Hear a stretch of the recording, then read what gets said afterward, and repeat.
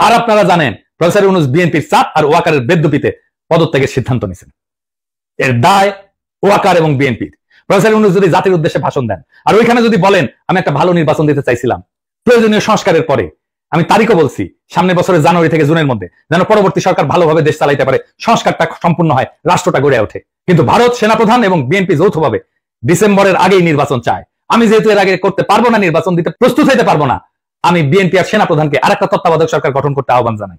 আমরা তাদের কাছে ক্ষমতা দিয়া আমাদের কাছে চলে যাবো। প্রফেসর ইউনূসের নিয়োগ দেওয়া সবাই যদি একসাথে পদত্যাগ করে চলে যায়, নির্বাচন প্রধান, নির্বাচন কমিশনার সহ, আপনারা সামলাইতে পারবেন? এই তিনটে নিউজ দেখেন। একটা বিএনপি নির্বাচন নিয়ে ঈদের পরে আন্দোলনের কৌশল, যেন প্রফেসর ইউনূসকে চাপে রাখা যায়। ইন্ডিয়ার বক্তব্যে বাংলাদেশে অন্তর্ভুক্তিমূলক নির্বাচনের মধ্যে দিয়া সব বিষয় নিষ্পত্তি চায় ভারত, যেন বাংলাদেশ ভারতের একটা প্রদেশ। আর ওয়াকারের ডিসেম্বরের মধ্যে নির্বাচন হওয়া উচিত। মিল দেখতে পান? হ্যাঁ, মিল হচ্ছে এদের মধ্যে একটা কমন জিনিস, ডিসেম্বরের মধ্যেই নির্বাচন। আমি বলছি ওয়াকার, বিএনপি, আওয়ামী লীগ আর ইন্ডিয়া, এই চারটা মিলে একটা ঐক্য হয়েছে। এই ঐক্যের লক্ষ্য হচ্ছে প্রফেসর ইউনূসকে তাড়ানো, ভাগানো তাড়াতাড়ি। এতে চার পক্ষেরই লাভ। রাষ্ট্রটায় কোনো সংস্কার হবে না, যা আগে ছিল তাই থাকবে। ঘুরে মাগুর স্যাং, আর্মির জেনারেলরা যে আকাম করছে, গুম খুনে যুক্ত ছিল, সেটার বিচার হবে না। জুলাই আগস্ট বিপ্লবে ওয়াকারের আর্মি গুলি করে মানুষ মারিছে। গতকালই নেত্র নিউজে একটা রিপোর্ট আসছে, 5ই আগস্ট সকালে আর্মি টার্গেট কইরা মাথায় গুলি করে মানুষ মারছে, টার্গেট কইরা, বিনা উস্কানিতে। এই যে এটা দেখে নিয়েন, খুব ভালো রিপোর্ট করছে এটা। এগুলার বিচার যেন না হয়, এইটা ওয়াকার চায়। যারা গুম খুনে যুক্ত ছিল তাদের যেন বিচার না হয়, বিডিআর হত্যাকাণ্ডের যেন বিচার না হয়। শুনেন তার মুখেই। এই বর্বরতা কোনো সেনা সদস্য করেনি, সম্পূর্ণটাই তদানীন্তন বিজিবি সদস্য দ্বারা সংঘটিত। Full stop. এখানে কোনো ইফ এবং বাট নাই। এই ওয়াকারের নেতৃত্বে প্রাণঘাতী অস্ত্র দিয়া বিক্ষোভকারীদের গুলি করে মারা হয়েছে। আয়নাঘর ভিজিট করতে বাধা দিছে প্রফেসর ইউনূসকে। নিজে গেছে ভিজিট করতে, ওই গেছে ভিজিট করতে, ওর আর্মি অফিসার মতো এই কাজ করেছে, ওই গেছে, যায় নাই। হাসনাতকে ডাইকা হুমকি দিছে, পরিশুদ্ধ আওয়ামী লীগ আনবে, ইন্ডিয়া সিক্কুর দিচ্ছে ইনক্লুসিভ নির্বাচন করে। ওয়াকার এরপর থেকে কে হুয়া করে সিক্কুর দিচ্ছে ইনক্লুসিভ নির্বাচন করে। এই ঐক্যে বিএনপির কি লাভ? সে আর একটা আওয়ামী লীগ হয়ে উঠতে পারবে, ফ্রি স্টাইলে লুটপাট করবে, ভোটার ছাড়া নির্বাচন করবে, গুম খুন শুরু করবে, করছিল তো 2 কোটি নাকি ভোটার, না 1.5 না 2 কোটি ভোটার, ভুয়া ভোটার তালিকা করছিল, ক্রসফায়ার করবে। ক্রসফায়ার তো শুরু করছিল বিএনপি, জানেন তো। এটা নিয়ে আসি চেয়ারের এপিসোড কইরা। আওয়ামী লীগের লাভ, তার বিচার হবে না। এত জুলুম চালানোর পরে যে দলটা নিশ্চিন্ন হয়ে যাওয়ার কথা ছিল, সে আবার ফিরে আসবে রাজনীতিতে। 75-এর পরে ফিরে আসছে যেভাবে সেভাবে। আর ইন্ডিয়া, হাসিনা যা দিছে, যা ইন্ডিয়া সারা জীবন মনে রাখবে, সেটা অব্যাহত থাকবে।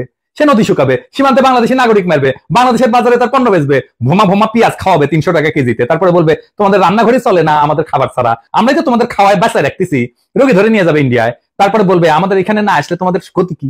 চিকিৎসাই তো হবি না তো করে। বাংলাদেশের চাকরির বাজারে সব টপ পজিশন গুলো নিয়ে নেবে, আর কি ট্রানজিট নেবে বাংলাদেশের মধ্যে দিয়া। এই তো প্রফেসর ইউনূস অসংখ্যবার বলছে ডিসেম্বর থেকে জুনের মধ্যে নির্বাচন দিবে। এই সময়টা লাগবে তার সংস্কার করতে, এটা সহ্য হতেছে না। কারণ সংস্কার করলে তো সেই রাষ্ট্রে যথেচ্ছাচার চালানো যাবে না, ভারতীয় আধিপত্য চালানো যাবে না, লুটপাট চালানো যাবে না, আয়না ঘর বানানো যাবে না। এই সংস্কার কেন দরকার এটা বুঝে দেখি। আসেন, রাষ্ট্র কিছু প্রতিষ্ঠানের মিলিত শক্তি। একটা বিল্ডিং যেমন থামের উপরে খাড়ায় থাকে না, রাষ্ট্র দাঁড়ায় থাকে ইনস্টিটিউটের উপরে। যেমন ধরেন আদালত একটা ইনস্টিটিউট বা প্রতিষ্ঠান, আমলাতন্ত্র বা ব্যুরোক্রেসি একটা প্রতিষ্ঠান, মিডিয়া একটা প্রতিষ্ঠান, সেনাবাহিনী একটা প্রতিষ্ঠান, পুলিশ একটা প্রতিষ্ঠান, এমনকি বাজার একটা প্রতিষ্ঠান, অর্থনৈতিক ব্যবস্থা একটা প্রতিষ্ঠান, শেয়ার মার্কেট একটা প্রতিষ্ঠান, নির্বাচন কমিশন একটা প্রতিষ্ঠান। এগুলো কিসের উপরে টিকে থাকে? কার্যকর থাকে কিভাবে? একটা জিনিসে, একটা মাত্র জিনিসে এগুলো কার্যকর থাকে, সেটা হচ্ছে ট্রাস্ট বা বিশ্বাস। আপনার আদালতের উপরে বিশ্বাস থাকতে হবে যে আপনি ওখানে যে ন্যায় বিচার পাবেন। পুলিশের কাছে গেলে আপনি নিরাপত্তা পাবেন, বিশ্বাস থাকতে হবে। নির্বাচনে অবাধে ভোট দিতে পারবেন, এই বিশ্বাসটা থাকতে হবে। প্রশাসনের কাছে গেলে বিনা ঘুষে সেবা পাবেন, এই বিশ্বাস থাকতে হবে। আর্মি আমার রাষ্ট্রকে নিরাপত্তা দেবে, এই বিশ্বাসটা থাকতে হবে। সরকারি হাসপাতালে গেলে রোগের সুচিকিৎসা পাবেন, এই বিশ্বাসটা থাকতে হবে। শেয়ার মার্কেটে গেলে নিরাপদে বিনিয়োগ করতে পারবেন, এই বিশ্বাসটা থাকতে হবে। বাজারে স্বাস্থ্যসম্মত নিরাপদ পণ্য পাবেন সুলভে, এই বিশ্বাসটা থাকতে হবে। তো আপনি কি এইগুলা পান না? আপনি ভোট দিতে পারেন না, ঘুষ ছাড়া ফাইল নড়ে না, বাজার ফাংশন করে না, আপনাকে চাঁদা দিতে হয় ব্যবসা করার জন্য। ব্যাংকে টাকা রাখলে লুট হয়ে যায় সেই টাকা, শেয়ার মার্কেটে আপনার টাকা লুট হয়ে যায় বছরের পর বছর। ওয়াকার বলে আর গুলি চালাবে না সেনাবাহিনী, আর সেই দিনই নিরস্ত্র শান্তিপূর্ণভাবে বিক্ষোভ করা মানুষকে টার্গেট করে মারে ওয়াকারের সেনাবাহিনী। তো বিশ্বাস আছে? থাকে না। যে সেনাবাহিনী দেশ রক্ষা করার কথা, সে আয়না ঘর বানায় ক্যান্টনমেন্টের মধ্যে, যেখানে পশুর মতো বন্দী করে রাখে মানুষদের দিনের পর দিন। আর কত বলবো? তো এই বিশ্বাসটাই ডেমোক্রেসি। শুধু ভোট দেওয়াটা ডেমোক্রেসি না, ভোট ডেমোক্রেসির একটা পার্ট। হাসিনা যে শুধু ভোট দিতে দেয় নাই তা না, সেই ইনস্টিটিউট গুলোকে ধ্বংস করছে, ফলে রাষ্ট্র নাই হয়ে গেছে, ভেঙ্গা পড়ছে একেবারে। এইগুলা থেকে বিশ্বাস বা ট্রাস্ট নাই করে দেওয়া হয়েছে। সে বিশ্বাসকে প্রতিস্থাপন করছে কি দিয়া? ভয় দিয়া, টেরর দিয়া। ডেমোক্রেসির মধ্যে বিশ্বাসকে ভয় দিয়া প্রতিস্থাপন কইরা স্বৈরাচার হয়, ফ্যাসিবাদ হয়। আপনি চিন্তা করে দেখেন, আপনার জীবন কাটতো ভয়, সারাক্ষণ ভয়, চাকরির ভয়, সম্পদ হারানোর ভয়, অপমানের ভয়, জেলে যাওয়ার ভয়, গুম হওয়ার ভয়, মাস্তানির শিকার হওয়ার ভয়। প্রফেসর ইউনূসের সরকারের টাইম লাগতেছে কেন সামাল দিতে? কারণ ভয় দিয়ে তো প্রফেসর ইউনূস শাসন করতেছে না, আর ইনস্টিটিউট গুলো তো দাঁড়ায় নাই। এই যে গ্যাপ, এই টাইমে রাষ্ট্র এই অবস্থাতেই থাকবে। সেজন্যই সংস্কার। এই সংস্কার না হইলে ভয় দিয়ে শাসন করতে হবে, যেই আসুক ক্ষমতায়। তাই বলি যে বিএনপি স্বৈরাচার হয়ে উঠতে হবেই, মাপ নাই যদি রাষ্ট্রের সংস্কার না হয়। এই সংস্কারে বাধা দেওয়ার জন্য ইন্ডিয়া আর বিএনপি উর্দি পড়া মাস্তান নিছে। সে হইতেছে ওয়াকার। ওয়াকার সেই উর্দি পড়া মাস্তান ইন্ডিয়া আর বিএনপি। সে ওয়াকার ইন্ডিয়ার সাথে দেশের রাজনৈতিক গতিমুখ অন্যদিকে ঘুরে দিতেছে। কিভাবে? আমরা জানি ইন্ডিয়া ওয়াকার হাসিনার বোনজা নাই। শুধু তাই না, সে একজন ইন্ডিয়া অনুরাগী ব্যক্তি। আওয়ামী লীগকে অন্তর্ভুক্ত করে ভবিষ্যতে জাতীয় সংসদ নির্বাচন সম্পন্ন করার জন্য প্রায় প্রকাশ্যেই বলছে। ওয়াকার নিয়মিত ইন্ডিয়ার সেনাপ্রধানের সাথে কথা বলে তার পরামর্শে কাজ করে। শুনেন ইন্ডিয়ার সেনাপ্রধানের কণ্ঠেই শুনেন। I'm in touch with the chief of Bangladesh during the time of when this changeover took place. I was in constant touch with him, and even thereafter, in November 24, we had a video conference also. As far as the military cooperation is concerned, is again going up in the same way. Our officers have moved there for the NDC also. There is no let up on that side. When we talk about the relationship we should talk about when there is an elected government. So as of now, the relationship is with the military is well and perfect. এটা ভারতীয় সরকারের পক্ষ থেকে বারংবার দাবি করা হয়েছে। ভারতীয় মিডিয়ায় পালকি শর্মা ওয়াকারকে ভারতপন্থী জেনারেল বলে পরিচয় করে দিয়েছে। শুনেন। The army chief is against it. He is seen as a pro-India officer. Fascist হাসিনার পক্ষ অবলম্বন করে সে এই অপরাজনীতি করেই চলতেছে। এর বিপরীতে অন্তর্বর্তীকালীন সরকারের প্রধান উপদেষ্টা ডক্টর মোহাম্মদ ইউনূস কোনো রাজনীতি বুঝেন না বা করেনও না, অথবা করতে পারেন না। কিন্তু বিএনপির বিপরীতে ব্যাপকভাবে তার জনপ্রিয়তা বাড়তেছে। এর কারণ কি? তিনটা কারণ। প্রধান কারণ, প্রথমত তার সরকার দুর্নীতিমুক্ত। তিনি খুনি হাসিনার আমলে যেভাবে বাংলাদেশকে লুটপাট করে দেলিয়া করে ফেলা হয়েছে তার শক্ত হাতে বিচার করতে চান। দ্বিতীয়ত, দেশবাসীর সকল মৌলিক মানবিক এবং রাজনৈতিক অধিকার ছিনায় নেওয়ার অপরাধে তিনি ফ্যাসিস্ট হাসিনার আওয়ামী লীগে শক্ত হাতে শাস্তি দিতে চান। 3 নাম্বার, বাংলাদেশ স্বাধীন হওয়ার পরে গত 53 বছর ধরে এদেশের ভাগ্য নিয়ে ইন্ডিয়া যেভাবে সিনেমিনি খেলছে এবং দীর্ঘ 15 বছর ফ্যাসিবাদী দুঃশাসনকে সমর্থন দিয়ে তারা বাংলাদেশকে যেভাবে ভুগাইছে, তাতে তিনি ক্ষুব্ধ এবং ক্রুদ্ধ। দেশবাসীকে বোকা ভাবার কোনো কারণ নাই। মানুষ বোঝে কেন আজ অধ্যাপক মোহাম্মদ ইউনূসকে সমর্থন করতে হবে। অভিন্ন কারণে সশস্ত্র বাহিনীর 95% সদস্য বুঝে এই অন্তর্বর্তীকালীন সরকারের প্রধান উপদেষ্টার পেছনে কেন একজোট হয়ে দাঁড়াইতে হবে। কারণ এটা বাংলাদেশের স্বাধীন অস্তিত্ব এবং সার্বভৌমত্বের প্রশ্ন। স্বাধীন সত্তা নিয়ে ইন্ডিয়ার মুখোমুখি দাঁড়ায় দেশবাসীরা যখন দাঁড়ায় যায়, তখন জেনারেল ওয়াকার সহ অল্প কিছু কর্মকর্তা ভিন্ন কিছু করার সুযোগ হারায় যায়। গত পরশুদিন বুধবার ঢাকা সেনানিবাসে সেনা প্রাঙ্গনে অফিসার্স অ্যাড্রেসে সেনা প্রধানের দেওয়া বক্তব্য বইলা গণমাধ্যম এবং সামাজিক মাধ্যমে যা প্রচার করা হয়েছে তা বিশ্লেষণ করলে 3টা সত্য উদ্ঘাটিত হয়। কি কি? 1 নাম্বার, ফ্যাসিবাদী দল আওয়ামী লীগের কার্যক্রম নিষিদ্ধ হওয়ায় জেনারেল ওয়াকার সহ তার ঘনিষ্ঠ সহযোগীদের ছোট্ট গ্রুপটা খুবই বিক্ষুব্ধ হয়ে পড়ছে। কোন কারণ না থাকার পরেও এই ক্ষুদ্র গোষ্ঠীতে বিচারের মুখোমুখি হওয়ার ভয়ে বা চাকরি হারানোর ঝুঁকিতে ক্লান্ত, হতাশ এবং কাতর হয়ে পড়ছে। দ্বিতীয়ত, সেই কারণে তারা অন্তর্বর্তীকালীন সরকারের সংস্কার কার্যক্রম, রোহিঙ্গা প্রত্যাবর্ষণের লক্ষ্যে গৃহীত পদক্ষেপ এবং জুলাই ঘোষণা এবং প্রক্লেমেশনকে বাধাগ্রস্ত করার উদ্যোগ নিচ্ছে।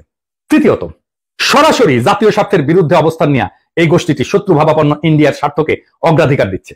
প্রতিবেশী এই দেশটার পক্ষ নিয়ে তাদের এজেন্ট হিসেবে বাংলাদেশ বিরোধী কার্যক্রমে লিপ্ত জনধিকৃত ফ্যাসিস্ট দলটিকে সঙ্গে নিয়ে সকল দলের অংশগ্রহণের মধ্য দিয়া অন্তর্ভুক্তিমূলক জাতীয় সংসদ নির্বাচনের তত্ত্ব হাজির কইরা প্রধান উপদেষ্টার উপর চাপ সৃষ্টি করতেছে। জাতীয় স্বার্থ বিরোধী অন্তর্ঘাতমূলক অপকর্মে জড়িত জেনারেল ওয়াকার চক্র ইন্ডিয়ার পাশাপাশি বিএনপিকে তাদের সাথে যুক্ত করতে পারছে। লক্ষ্য করলে দেখবেন, একদিকে ইন্ডিয়া একের পর এক বাংলাদেশের স্বার্থ বিরোধী নানান ব্যবস্থা নিচ্ছে, অন্যদিকে বিএনপি দেশব্যাপী অস্থিতিশীলতা সৃষ্টি করার লক্ষ্যে লাগাতারভাবে নানা ক্ষতিকর কর্মসূচি দিয়ে যাচ্ছে। সেনাপ্রধান, ইন্ডিয়া এবং বিএনপির মধ্যে আজ যে রাজনৈতিক সমঝোতা গড়ে উঠছে, এইটা তার ইঙ্গিত বা প্রমাণ।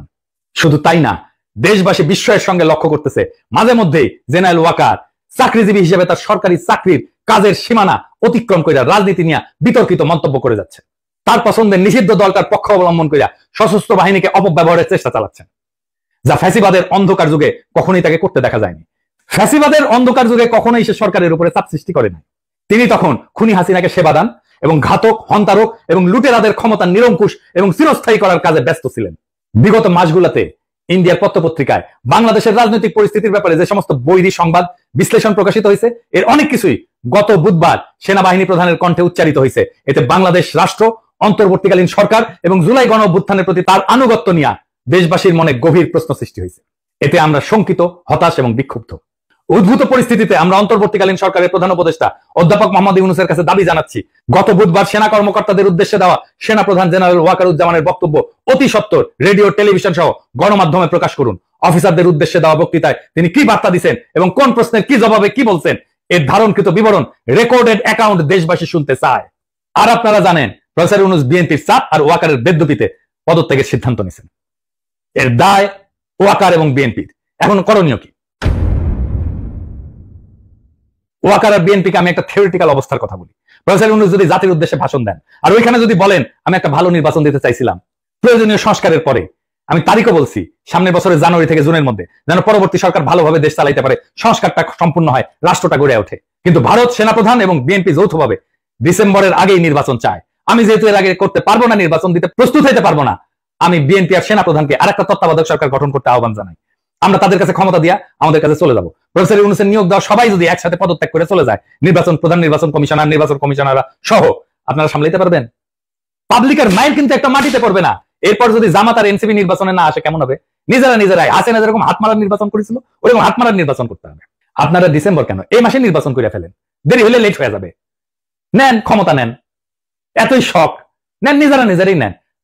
আমির খসরু মাহমুদের প্রধান উপদেষ্টা বানান, দেখি ওই নাকি কয়েক মাসের মধ্যে নির্বাচন করে দেবে, করুক না। মির্জা ফখরুলকে প্রধান নির্বাচন কমিশনার বানিয়ে দেন।